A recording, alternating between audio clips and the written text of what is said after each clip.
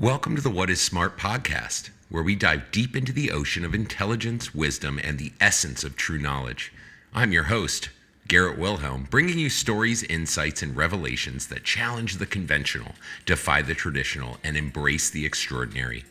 In a world racing towards an uncertain future, where tech evolves faster than our understanding, where job descriptions change before they're even fully drafted, and where a child with a gaming console can out-earn a corporate executive, we stand at the crossroads of redefining what it means to be smart.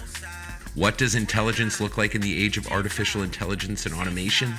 How do we prepare for careers that don't yet exist? Why are creativity, emotional intelligence, and adaptability becoming the gold standard of the new smart? Together, we'll explore these questions and more. We'll hear from visionaries who've stepped outside the traditional paths of education and success, from innovators reimagining the future of work, and from young minds already navigating this new world with ease and confidence. This isn't just a podcast, it's a movement, a call to action to broaden our horizons, to embrace the diversity of intelligence, and to foster a future where everyone has the opportunity to shine in their own unique way. So, if you're ready to challenge everything you thought you knew about being smart, you're in the right place. Welcome to What is Smart. Let's embark on this journey together and redefine the landscape of intelligence for generations to come. Hello, everybody, and welcome to What is Smart. You guys, it's Wednesday night. I'm sitting in my basement, and I have an amazing guest today, actually a somewhat local guest to the school system to which I, yours truly, went to. Without further ado, I would like to introduce Debbie Tannenbaum. She is an ASCD emerging leader, ISTE certified educator, ISTE community leader, author, blogger, speaker. She offers schools and districts a wealth of expertise with over 20 years of experience. She advocates starting with pedagogy first and then transforming learning experiences by using tech tools. Love that. Debbie empowers educators with practical strategies, innovative ideas, and insightful guidance for leveraging technology to amplify student success. You can connect with her at tannenbaumtech.com, or you can find her on social media at tannenbaumtech on probably all the platforms. So welcome, Debbie. Thank you so much, and welcome to What is Smart. Thank you so much for having me. I'm super excited. We have folks in the background, as we had talked about a little earlier, searching the web for really cool people doing really cool things. And ultimately for us, it's about finding broad perspectives. We almost look at this podcast as equal parts fun for me and research that goes into our work, because smart is defined subjectively to everyone, right? Everyone has a different explanation of that. So I'd love to hear a little bit about what brought you into education and ed tech first. So if we could start there, that would be awesome. Sure. Well, I'm one of those kids who was playing with her dolls and her Raggedy Ann chalkboard and the stuffed animals and made my siblings, my cousins, anybody who I could play school with me. So I've always wanted to be an educator. And originally I wanted to be an elementary school French teacher, ironically enough, and decided it was a little too hard to discipline kids in French. And in my I can only imagine. And in my first full year of teaching, I ended up working with a technology computer teacher at my school, and he introduced me to scholastic.com. And when he introduced me to Scholastic, we started doing projects that I didn't even know existed. One of the first ones we did was the Trailblazer Hall of Fame for African American History Month. And the students got to pick somebody and then write about why they should be in the Hall of Fame. And when I watched my students doing those projects, I saw something really magical happen. And that was a long time ago. That was like maybe 1999. That makes me sound old. No, you dated yourself with Scholastic Kids. You like immediately there that way. I remember the view of that website, but continue. And so I started really getting into that, and I just started noticing I was engaging my students in a way that I had never anticipated. And as a result of that, I continued to learn more and more about how to, integrate technology. I continued to do a lot with the Scholastic website. At one point, we participated in, I guess, what was an early chat with Colin Powell. And it was amazing. Very cool. And I decided to get my master's at Johns Hopkins University, and I graduated in 2002. And ever since then, technology has just really spoken to me. I joke that I loved languages growing up, and I find that technology is kind of a language. And absolutely. And so, from that point on, no matter what classroom setting I was working in, whether mostly fourth and fifth grade, I would be the one who was always trying new things with tech. I would be the one who was kind of being that adventurous person who would try, somebody would introduce something to them and I would go all in. I'm a lifelong learner. And it just continued to build and build. And I guess in 2005, I got a job as a technology teacher in my prior district and part-time. And I just really loved it. I loved helping teachers understand how to use tech. I loved helping the students create these innovative projects. And it's just continued from there. And I've been through so many iterations of technology. I remember, when we all had desktops, and then we went to the age when where we started to have, smart boards, and smart boards were and Promethean boards were these innovative things. And then, finally going one-to-one. And it's just been so interesting to see how all of it's come together. But things really changed for me in 2017 when I discovered social media. And in 2017, I joined Fairfax County. And when I joined Fairfax County, my principal was really into social media. And I thought she was a little loony at the time. And she knows that. And I was only celebrities use social media. But I started trying it, and I connected with people who I would have never connected with otherwise. I started listening to podcasts. I started reading books I would have never read. And by 2019, I was blogging, and it kind of just set me off on this entirely different path than I expected. I was a really shy kid. If someone had told me that I would have written, a book and I'd be speaking and doing all these things, I would have said they were crazy. But I kind of found that, through these experiences, after joining social media, I decided I wanted to be a tech coach. And while I was a tech coach, I noticed there were things that I was speaking about that other people just weren't sharing. There were things I needed that nobody had really given me the way I needed. And so I always joke that the sessions that I offer are sessions that nobody else offers, because if anybody else offered them, they wouldn't be new and innovative, and and they wouldn't strike the way that they do.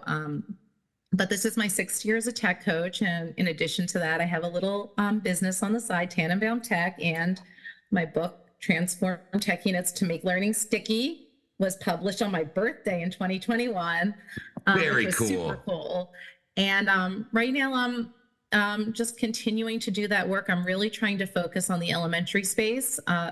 It's a space that doesn't get nearly enough attention, especially the early learning space, and really trying to provide educators what they need. It's never been harder to be a teacher. Oh, amen.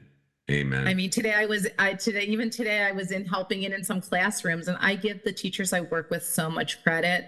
It's hard.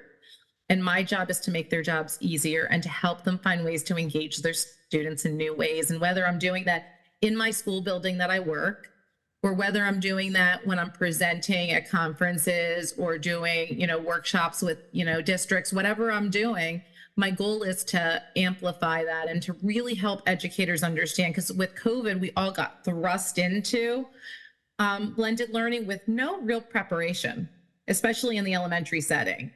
And so it's really my goal to help make it easier for educators and for them to see that it is possible, and make sure that we're not teaching the same old way, but we're teaching in ways that are really based on what our kids need.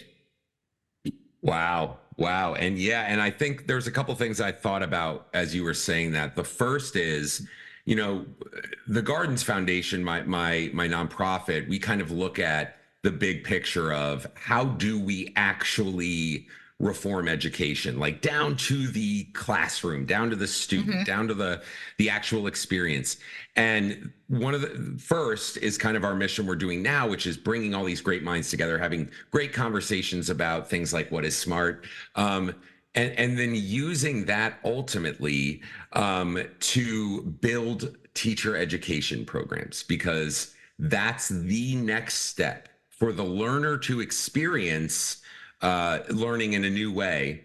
The Yeah. educator has to experience their education in a new way Yeah. to embody that. And that is so important because school systems like Fairfax County, like United out in Silicon Valley, like so many others, get so much money for all this beautiful new tech, these iPad, all Yep. of this. And then, as I know you see where I'm going here, is you have people that where when presented something new, the first reaction is uninformed pessimism. So Yep. you have to work off that. So I'm interested in, first, like, did you experience failure in that in your journey? And then what have you learned that ultimately is the best approach to introducing a tech tool? You said already saving time, but I know that there's got to be some secret sauce there to get to an educator so that they then apply these new ways of learning or approaches or tech tools into the classroom.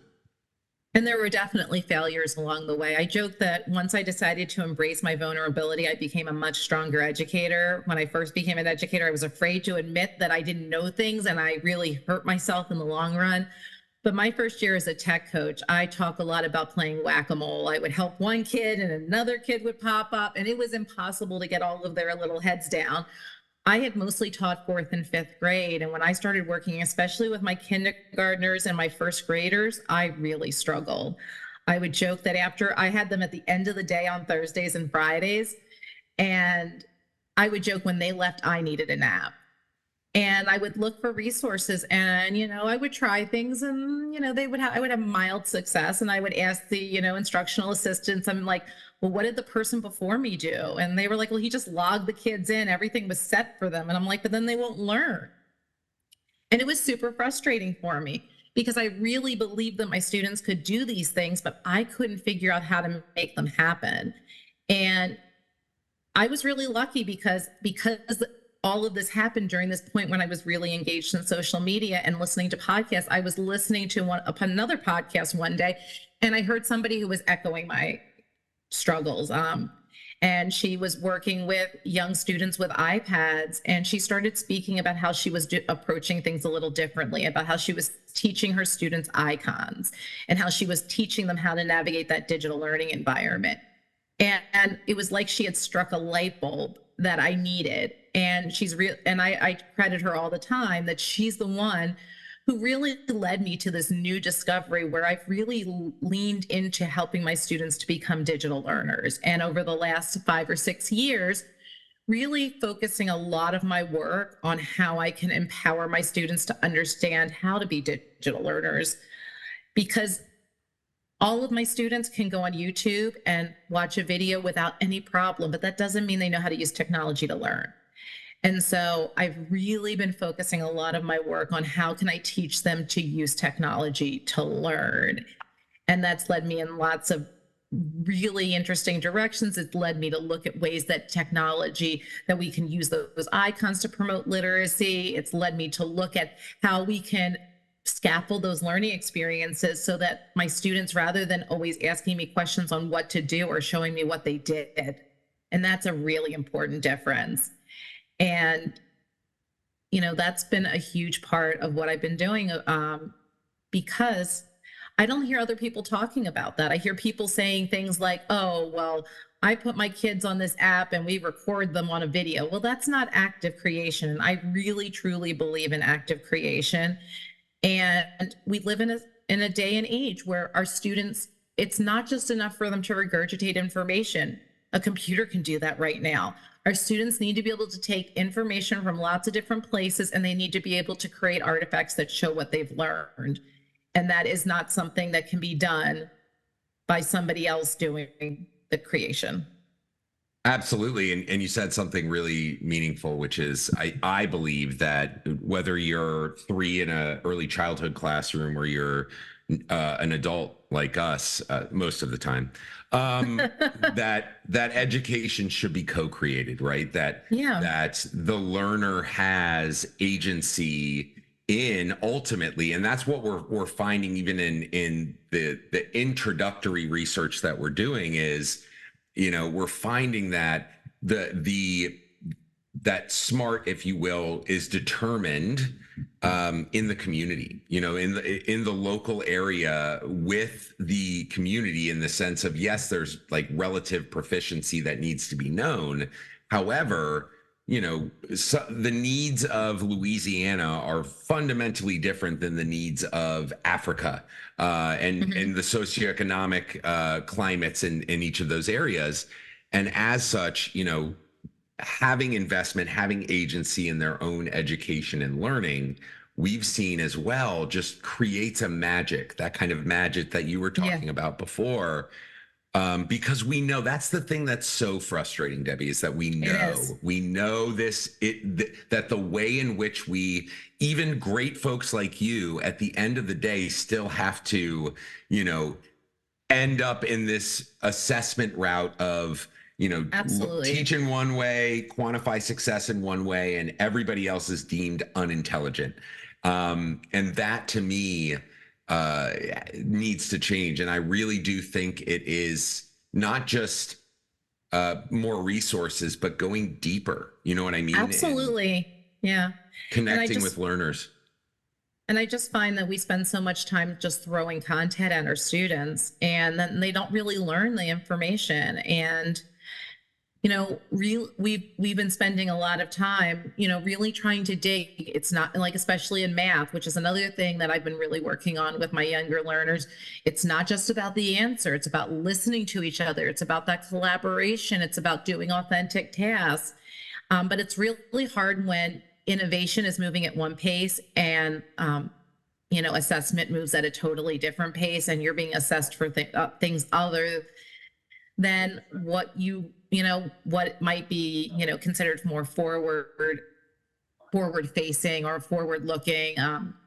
You know, we need to make sure we're really examining that. And far too often, everyone's concerned with making sure our kids pass the test versus really have that deep understanding, instead of realizing if we really do that deep learning, they're going to do well regardless. But it's Well, hard. yeah, absolutely. And I always argue too, is like, you know, this memorization regurgitation model, it's becoming so irrelevant in the real world Oh, that absolutely. to ask, because I run into that as well too, which is this parent expectation of my child should have the highest score. And I literally, especially because I work with parents quite a bit in my school systems, is I throw it back on them and I go, why? Explain to me, with the magic that we have here and the Right. magic of things like AI, Right. why? But a Why lot of do we times we're have not to allowed to even memorize? bring this into our classrooms. We demonize those things and wonder Yeah. why And kids AI. want to do it. Yeah, exactly. It's the same. Exactly. So it's the philosophy of prohibition, right? You have Yeah. prohibition, you have people drinking exponentially. You have don't use these tech tools, they're dangerous. You have kids figuring out quite intelligently how to use these tech tools anyway. And that's what they're Um, interested in. And we don't leverage those things. Well, and ultimately, I think the world is iterating in a way where the need for kind of rote task is going to move away. AI is Right. going to take these things over. So the big questions and the real work is, one, how do we navigate a society like that where we start asking bigger questions like, Yeah. what is work? What is work now? Yeah. Like, so it's not going to be the kid that knows Virginia state bird that's going to thrive 20 years from now. Right. It's going to be the kid that can go into a situation, know his or her strengths, Right. and implement them and apply them. That's one of the things that another guest on the show said, is like, smart is proficiency in a skill that makes you happy. And Absolutely. Yeah. I thought that that was like the perfect thing, because that to me is the future of learning. It's not, and I don't, the reason why we're doing the work we're doing is because I don't see, if already we know in every single aspect of research that the approach that we use and the quantification that we use in assessment doesn't work at a scale, right? I'm not talking about these like little micro Right. systems or assessment tools that we're using. I'm talking at scale. We know that it doesn't work yet. We still kind of, and I was talking about this today, is we still kind of, we get innovative, yet we still try to fit that innovation into a structure. Yeah. Whereas I believe the entire structure needs to be rerouted, you know? Oh, and I agree. And I was hoping when COVID happened that that was going to happen, but I feel like we've actually gone backwards. Yeah, I agree. I think in a lot of ways, right, is this, you know, and who saw it coming in the education industry, which is Right. pandemic. Oh, people are going to double down on being critical and criticize and, you know, Yeah. and point fingers and try to yell and blame. And like, we already had a hard job. Right. What And are now we it's doing harder. now? Yeah. And that, I think, especially as a tech coach, going back to kind of working with educators, pandemic, you said it, people were thrusted into blended learning. What would you say is the number one problem that you ran into with folks that you coached in the school system, just getting that to work? During the pandemic? Mm-hmm. Well, we had a lot of problems just with our synchronous learning system. You know, we were using What'd you Blackboard, use? Got it. and it wasn't really adequately prepared for a system of our size. Our system is 189,000 students. Oh, And not bad. it was not, we had a lot of struggles as we did that. And then on top of it, we told our students that whatever they did didn't really count unless it helped them. So there was a lot of disengagement in our students. Some students didn't engage at all with virtual learning. And so it was really frustrating. I do have to say, though, I've never seen a period where educators were so excited about learning new Oh, things. yeah. It was probably not, it was exhausting, but it was one of my favorite. Like, I saw educators try new things and admit that they were vulnerable in ways I had never seen before. And I'm looking back, I'm so proud of the work that I did with my teachers at that point, because it was so needed. And people were just even my teachers who were really resistant were willing to try new things because they knew they needed to reach their students. And somebody who would have never looked at a tool like a Nearpod or a Pear Deck was like, well, I need to make sure my students are actually with me. And then they would try that tool and they'd be like, wow, this is amazing. And they would see how the technology could really give their students opportunities to learn in different ways. Unfortunately, after the pandemic, then I started to hear things like, well, our kids are on the computers too much, and people really moved away from a lot of those things. Plus, all the tech tools were free. Yeah, yeah, and also, you know, that argument, man, my kids are on the screen too much. Where do you think this is going? Right? Like, Yeah. they're not going away. And in fact, you can't. It's this philosophy of like kids these days. No one that does kids these days and apply that to any context wins. Yeah.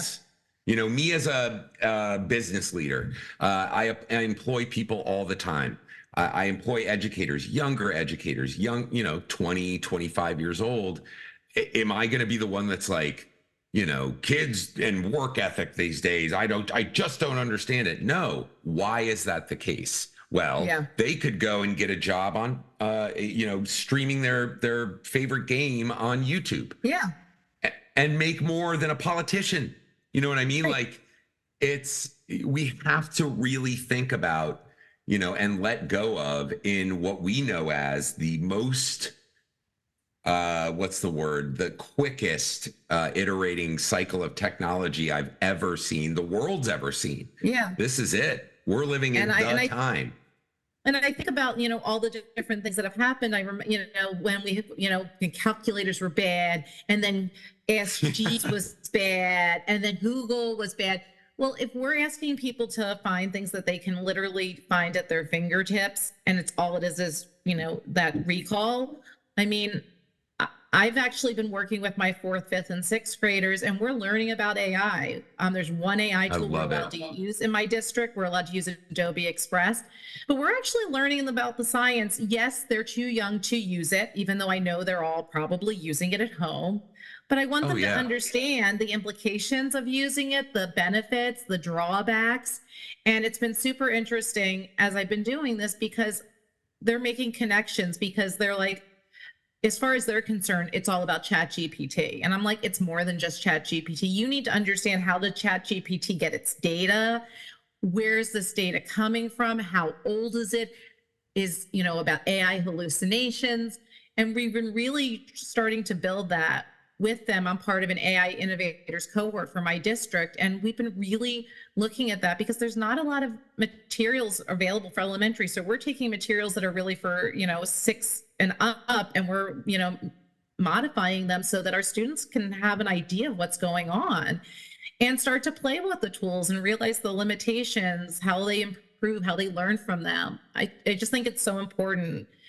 And rather than To just get ahead saying of it. AI is bad, yeah, because let's be honest, as I work on a daily basis, I use AI all the time. It helps me brainstorm. It helps me look at things in different ways. It's a superpower. Are you kidding me? It's a Right. I superpower. kind of view it Yeah. as being a teacher's best virtual assistant. I mean, you think about tools like, Magic School AI, where it can really help you think about things that you wouldn't ever, you're leveraging so much data, and you're able to do it in a much more efficient way. Yes, the human has to be involved to make sure that everything's, factual.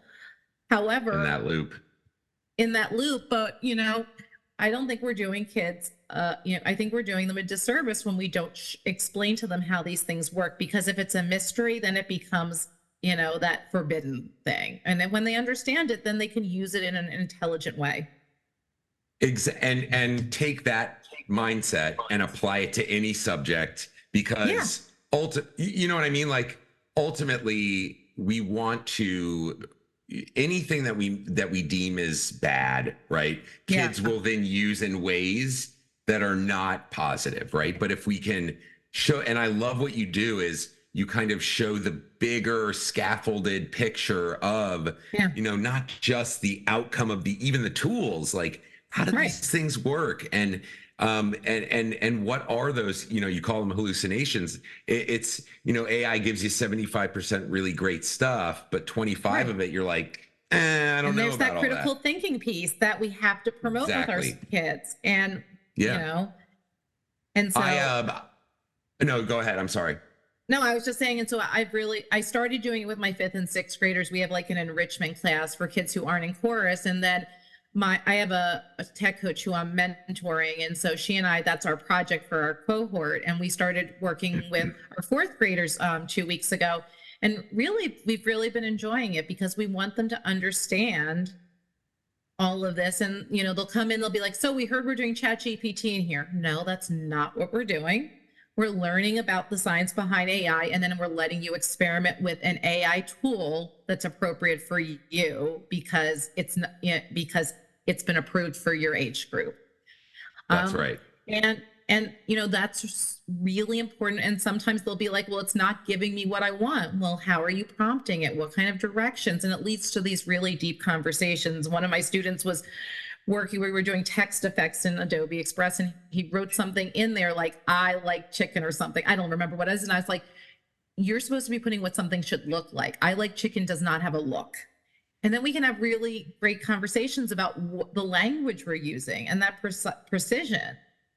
And how that then applies to the usage of this tool, which then Yeah. further has them understand how the tool works. So So it's been fascinating to do this. It's actually re-energized me in a lot of the things that I'm doing with my older students because this is something they need. And I know that when I first started playing with AI, I was just like, wow, this is all out there. And I was so eager to try everything. And the school district was like, well, no, we have to see what we're going to do with it. And now my school district's really been like, we're going to have this innovators cohort. We're going to let educators who are in our district try things and share things. And then we're going to bring it together to see how we can, really make that impact. And I'm really proud that Fairfax is doing that right now because I travel everywhere and not all school districts are doing that. absolutely not. I mean, local school districts. I'm in Loudon, but and that they have their own issues, right? It's this, Right. we want things to look shiny, and things will look shiny, but then the outcomes, the the assessment outcomes aren't going to improve dramatically because of these tech tools because they're not implemented appropriately. I did want to Right. say I would love after we do the podcast and all of that, I have built some really cool tools that I'm just kind of putting out there for free. One of them is called EdStart Assess, where literally you take a picture and it just will provide assessment based on what that child's learning, what the outcome of both visual and text based and it'll figure it out. So like if it's a test with answers, it will give assessment feedback aligned to the standards. Oh, that's really cool. So that we can, again, you said it, which is get the conversation going, starting that creativity. I'm sorry, hold on one second. I'm going to cut this out. Hey, Ash, can you go upstairs, buddy? Thank you so much. I have a neurodiverse son. He's autistic, so he'll like stim in the background and all of that. But what I was saying is we've also built some really cool, because my thing is, if we're going to build tools, I turn on my teacher view and I go, Right. what is actually going to be used in a classroom? So even the tool is so easy that it's a picture icon. You press it, you snap the picture, and the system figures everything else out. Does that so collect any data from the kid? Does that can I collect any like personal PII essentially, like from the So kids are you because talking their about names are on it? No, Like, so I always worry about putting kids' data into an AI tool. That's why I no, was absolutely. asking. And so the hack around that is just simply to numerate. So to provide like a numerated identity, because so that the actual data is randomized. How you Okay. apply that data contextual to now we're getting dorky, contextual to the educator, right? The educator knows that's that filter. That's the one that's responsible for that privacy.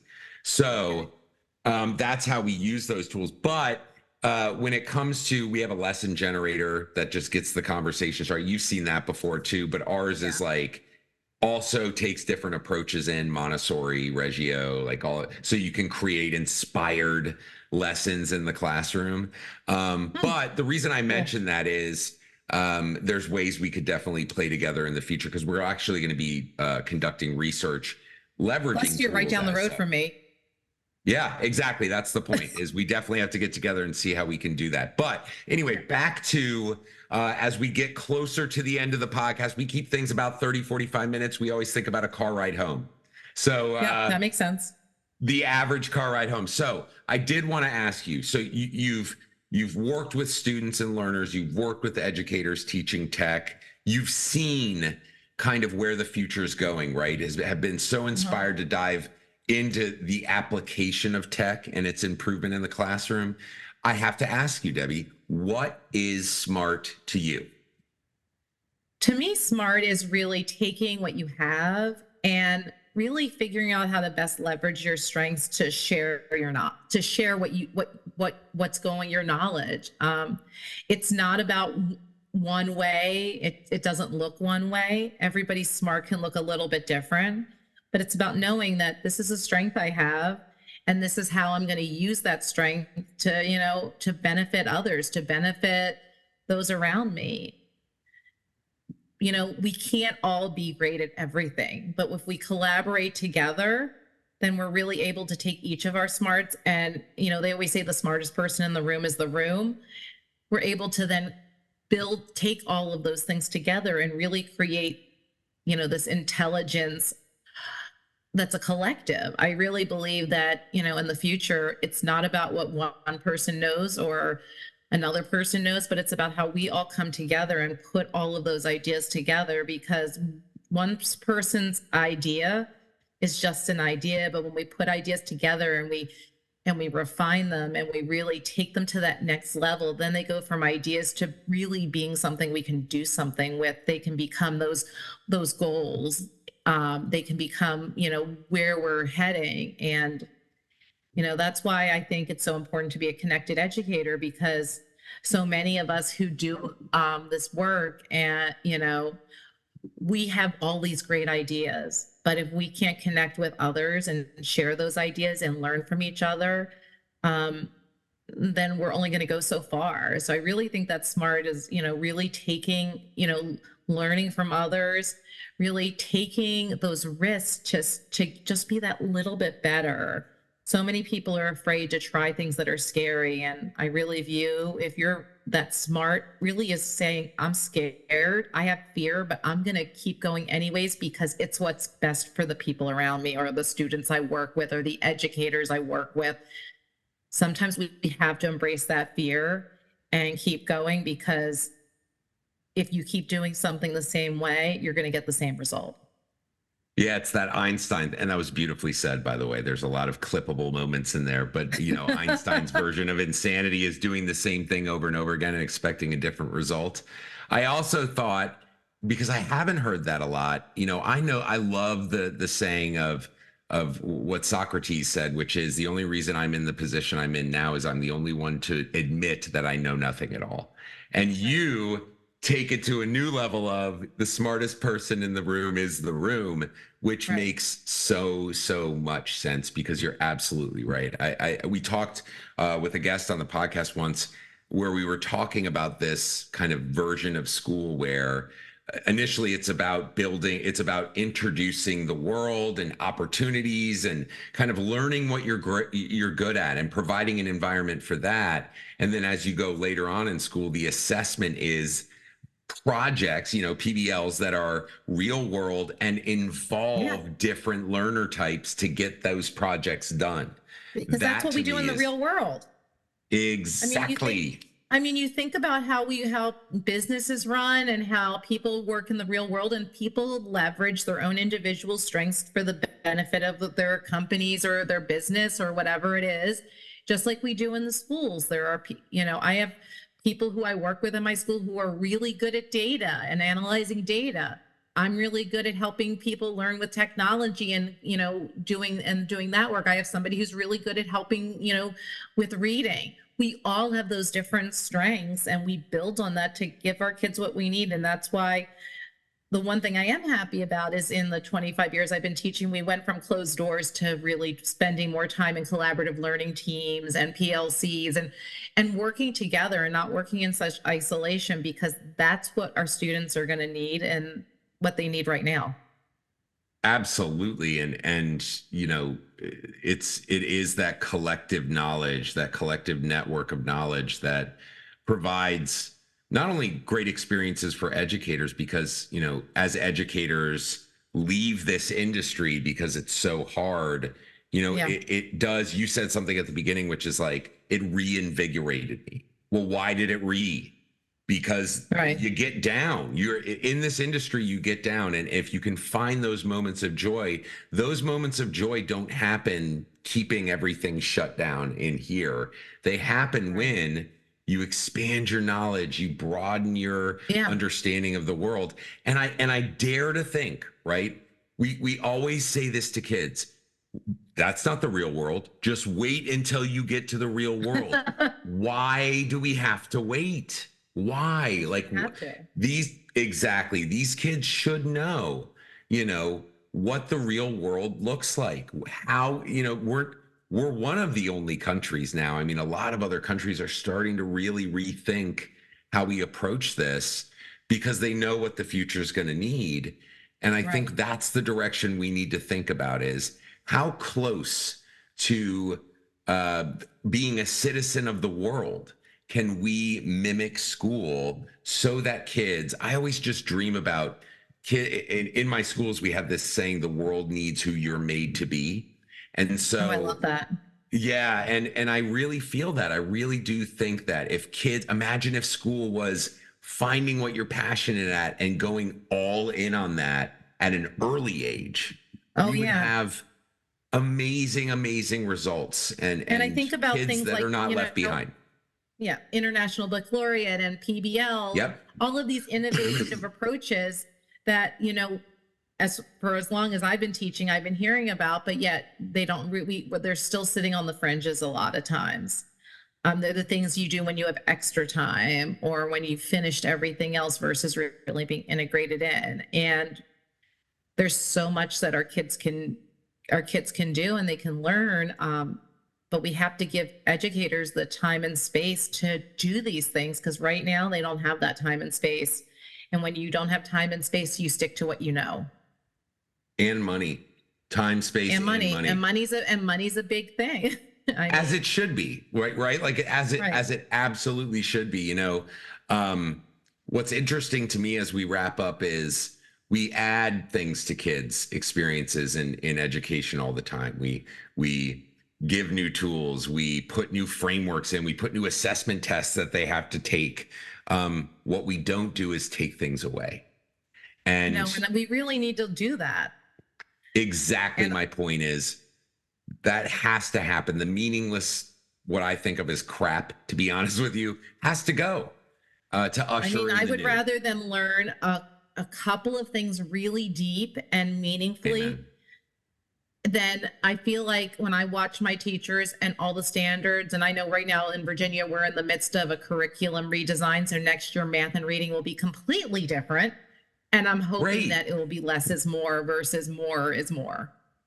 Well, we know what's going to happen there. It's not even a question. It's more is more.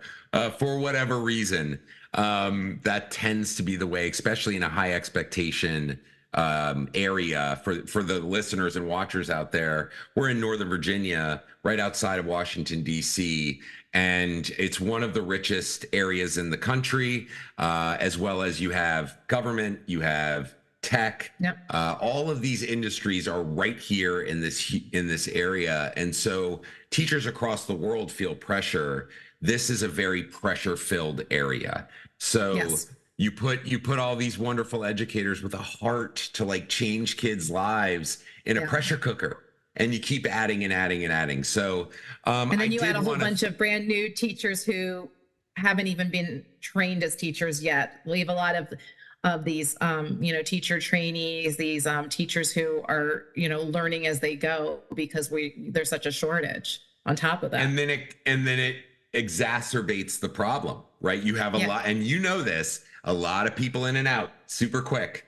Maybe it's a new industry for them. They get in and they go, oh my God, this job is 30 times harder than I ever thought. I'm out. It takes people like you, Debbie, and I want to thank you so much today, because for me, your perspective in implementing tech, which is going to be so important for the future, understanding the full scope of it so that you can be prepared to use the next tool. I'm sure when you were introduced to ChatGPT, had some ideas already about how to use it. I give it to my mom, and my mom learned goes, so much. What is this thing? Yeah, exactly. So and that's what I've been finding so fascinating, because I've learned so much just in the last since I would say in the last 6 months, really just digging into this and learning more about this. I'm taking an ISTE course. I'm part of this cohort. And that's something that a lot of educators haven't even had the opportunity to do. And they need to, because it's a superpower, the way I see it, and kids deserve a superpower, and they also deserve a tool that can help to equalize learning across the socioeconomic diversity in the diverse world. But thank you so much, Debbie. I really appreciate your time today. We would love to have you back. We're going to be doing a summit soon where we have many amazing minds on one big podcast with a big subject and questions. And I'm really interested in pulling together a very broad group of both educators, researchers, professionals, ed tech, industry, to really determine what SMART will be in the future, and how we here at the Gardens Foundation, What is SMART, can actually make a difference in. So thank you again. And yes, please come back. Have a fantastic I would love to come back. All righty. Take care.